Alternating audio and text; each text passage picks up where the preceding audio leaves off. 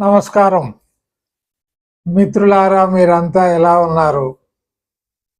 మనం దాదాపుగా 1.5 సంవత్సర కాలంగా జీవించడం దీని గురించే మాట్లాడుకుంటూ ఉన్నాం. మనం ఎక్కువ మందిని చేరుకోలేకపోయాం. కారణం ఏమిటంటే జీవితం మీద ప్రజలకి చాలా అనాసక్తి, విరక్తి ఏర్పడి ఉంటుంది. ఈ జీవితం గురించి నేర్చుకోవడానికి ఏముందండి? ఏదైనా నేర్చుకోదలిస్తే సాఫ్ట్వేర్ టెక్నాలజీ గురించో, లేకపోతే 4 కాసులు 4 రాళ్ళు వెనకేసుకోవడం అంటారు. అది ఎలా వేసుకోవాలో, ఎక్కువసేపు మనం కాలక్షేపం, వినోదం దీని గురించి మాట్లాడుకుంటే మంచిదని. సహజంగా జీవించడం మానేసి మనుషులు యుగాలు యుగాలు అయిపోయింది. అలాగే సహజంగా నవ్వడం కూడా మానేసి యుగాలు యుగాలు అయిపోయింది.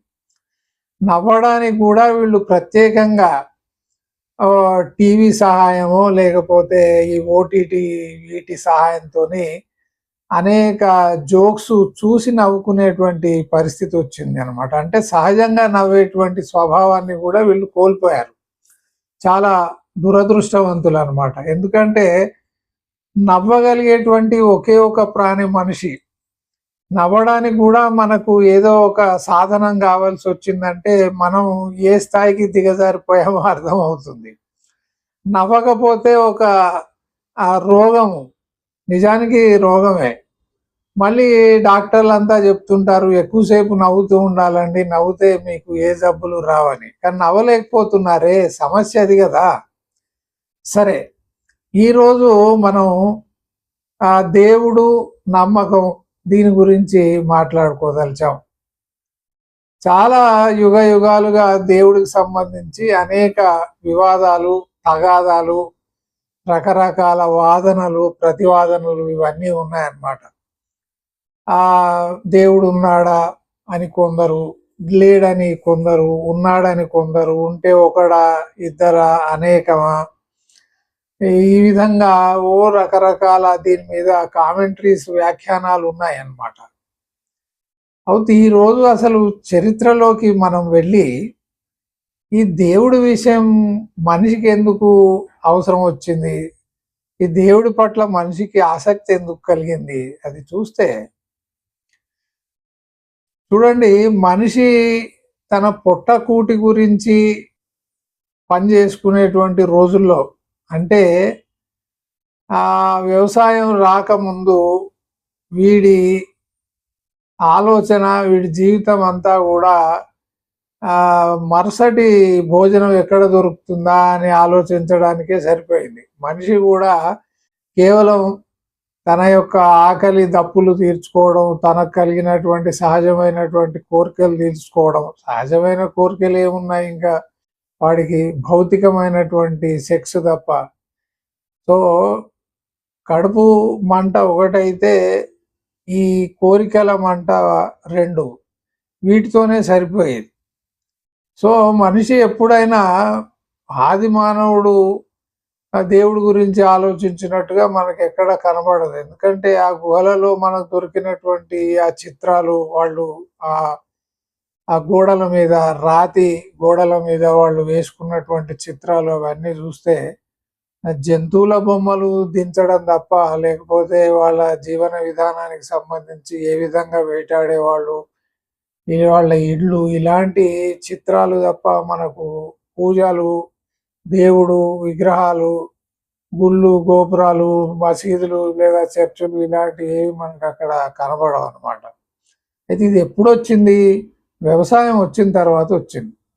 అంటే వ్యవసాయం వచ్చిన తర్వాత మనిషికి కాస్త తీరిక దొరికింది, పొట్టకూటి గురించి ఆలోచించేటువంటి అవసరం తగ్గింది. కాబట్టి ఆ తీరిక సమయంలో కాస్త తన చుట్టూ ఉన్నటువంటి ప్రకృతిని, అంటే చెట్టు, చేమ, పుట్ట, గట్టు ఇవన్నీ కూడా, అలాగే ఆకాశము, ఆకాశంలో కనిపించేటువంటి నక్షత్రాలు, సూర్యుడు, చంద్రుడు ఇవన్నీ కూడా చూసేటువంటి వీలు కలిగిందనమాట. కలిగినప్పుడు వాడికి ఆశ్చర్యం వేసేది.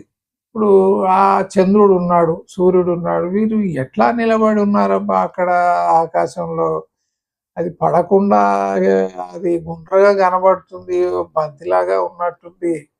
అది కిందికి ఎందుకు రావడం లేదు? అది అక్కడే ఎందుకు ఆగిపోయింది? దాంట్లో కాంతి ఎందుకుంది? ఈ ఒక కాలంలో వర్షాలొస్తాయి, ఒక కాలంలో ఎండలెక్కువవుతాయి. ఈ రాత్రేంటి? పగలేమిటి? ఇవన్నిటి గురించి ఆలోచించడానికి తీరిక ఏర్పడింది. అప్పుడు మనిషికి తెలియకుండానే తనకంటే కూడా ఒక అతీతమైనటువంటి శక్తి ఏదో ఉంది, ఇదంతా దీన్ని నడిపిస్తుందనేటువంటి విషయం వాడి బుద్ధికి తట్టిందనమాట.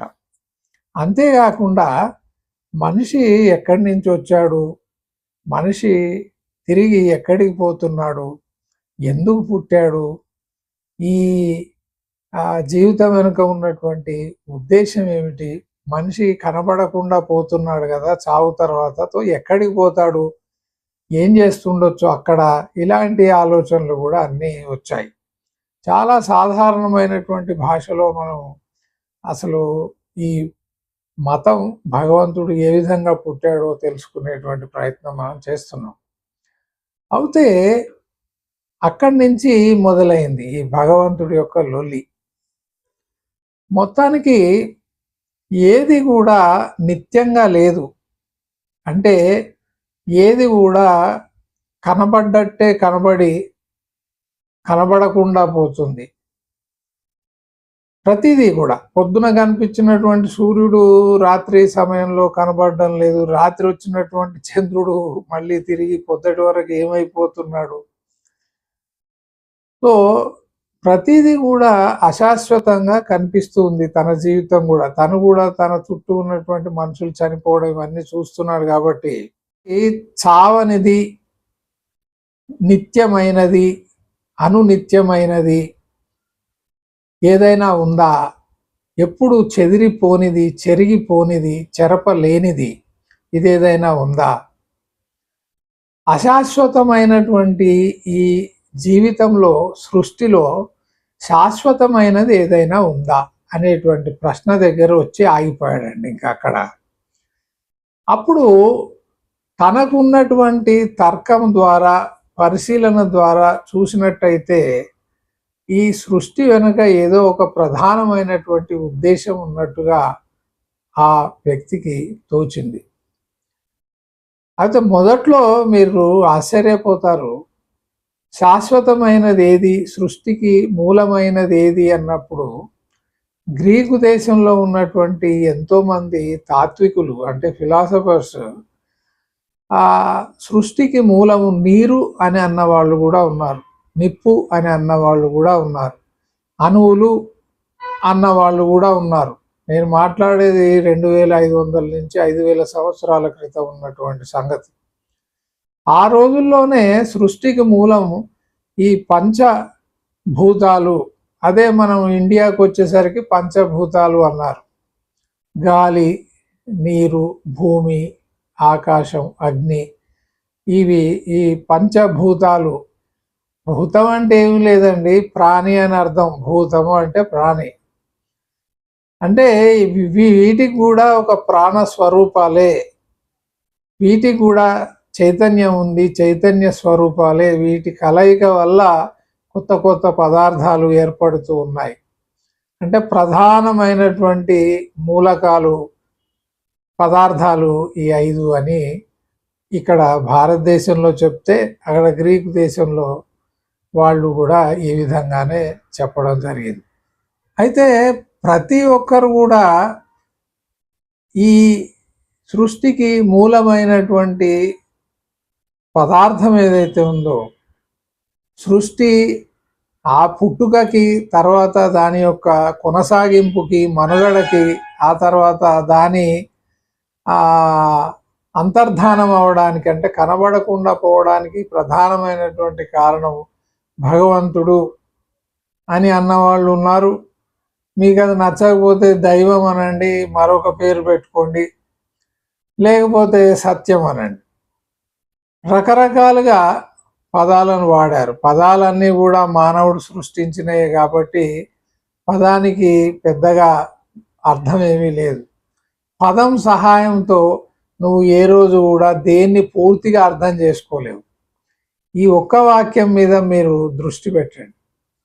పదం సహాయంతో ఏ విషయాన్ని కూడా సంపూర్ణంగా 100% నువ్వు అర్థం చేసుకోలేవు.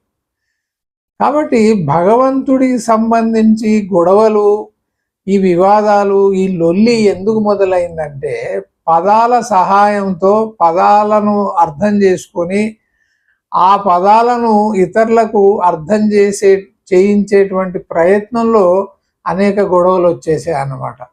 లేదు నువ్వు దైవం అని ఎట్లా అంటావు, నువ్వు భగవంతుడే అనాలే, నువ్వు లేదా దేవుడు అనాలే, లేకుంటే జేజమ్మ అనాలా, లేకుంటే సత్యం అనాలా, ఈ విధంగా. అదే సందర్భంలో దేవుడు ఒక్కడా అంటే ప్రతిది కనబడ్డదంతా కూడా దేవుడు అన్నటువంటి రోజులు అవి. పాత రోజుల్లో ప్రతిదాన్ని వాళ్ళు పూజించారు, ప్రకృతినే ఆరాధించారు. వాళ్ళు ప్రతి దేశంలో కూడా ప్రకృతికే పూజలు చేశారు వాళ్ళు. కారణం ఏంటంటే ప్రకృతి నుంచే వీళ్ళకి అన్ని లభిస్తున్నాయి కాబట్టి, వాళ్ళ అవసరాలన్నీ ప్రకృతి నుంచే తీరుతున్నాయి కాబట్టి ఈ వనదేవతలు అనేటువంటి ఆలోచన కూడా అప్పుడు వచ్చినటువంటిదే. వనదేవతలు కొండలకు పూజ చేయడం, నదులకు పూజ చేయడం, సూర్యుడికి చంద్రుడికి కనిపించిన ప్రతిదానికి కూడా పూజలు చేయడం మొదలు పెట్టారనమాట. అంటే వాటిని మనం సంతృప్తి పరిస్తే, వాటి అనుగ్రహానికి మనం లోనవుతే, వాటిని తృప్తిపరిస్తే అవి మన అవసరాలు తీరుతాయి అనేటువంటి ఆలోచన ఒకటి మొదలైంది. ఆ విధంగా ఈ భగవంతుడి యొక్క ఉనికి అనేటువంటిది మనిషి చేత ప్రారంభించబడింది, మొదలైంది. అయితే మనిషి యొక్క సృష్టి మరి భగవంతుడు అంటే మనిషి అనేక రూపాలు ఏవైతే ఇచ్చాడో అవన్నీ కూడా ఈ మనిషి యొక్క గొప్పతనమే అన్నమాట. అంటే తనలా ఉన్నటువంటి వ్యక్తిని ముమ్మూర్తుల తనలాగా ఉన్నటువంటి దానిని ఒక విగ్రహంగా తీర్చిదిద్ది దానికి ఒక నామం చేకూర్చి దానికి పూజలు చేయడం. అందుకే చూడండి, పూజలు చేసే ప్రతి చోట వీడు భోజనం తింటాడు కాబట్టి ఆ విగ్రహం ముందు భోజనం పెడతాడు, దానికి బట్టలు కడతాడు, దానికి పెళ్ళిళ్ళు చేస్తాడు, ఇవన్నీ చేస్తాడు. ఇవన్నీ కాకుండా మూలమైనది ఏదైనా ఉందా అంటే దానికి అన్వేషణ చేయాలి. నమ్మకంతో సరిపోదు. కేవలం నమ్మకం వల్ల ఏమవుతాయంటే ముఠాలు, గ్రూపులు, సమూహాలు, డివిజన్స్ ఇవి తయారైతాయి. అవే తయారయ్యాయి. ఈ గ్రూపులు పాపం విశ్రాంతి లేకుండా చాలా ఓపికగా ఆ రోజు నుంచి ఈ రోజు వరకు కొట్టుకుంటూనే ఉన్నారు. వీళ్ళను మనం నిజంగా మెచ్చుకోవాల్సిందే, వీళ్ళ ఓపికకి. అనేక ఆశ్చర్యకరమైనటువంటి విషయాలను తెర మీదకి తెచ్చారు. దేవుడికి పెళ్లి చేయడం, ఎందుకంటే వీడు పెళ్లి చేసుకుంటాడు కాబట్టి. అలాగే విగ్రహానికి ప్రాణ ప్రతిష్ఠ చేయడం, ఇది చాలా విచిత్రమైనటువంటి విషయం అన్నమాట. భగవంతుడు అంతటా ఉన్నాడని చెబుతూనే